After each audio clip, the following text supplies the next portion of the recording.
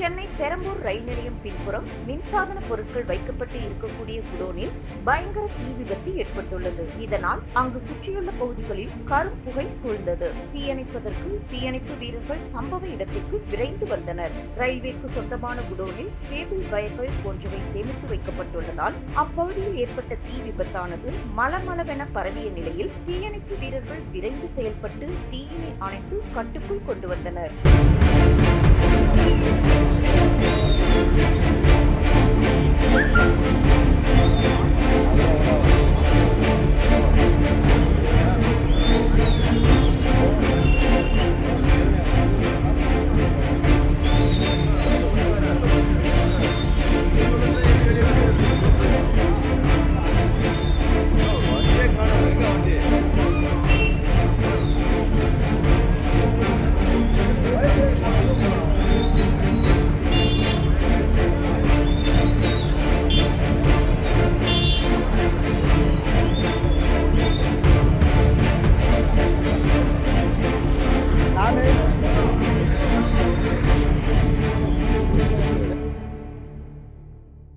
செய்திகளை உள்ளது உள்ளபடி தெரிந்து கொள்ள ரெஃப்ளெக்ட் நியூஸை சப்ஸ்கிரைப் பண்ணுங்க.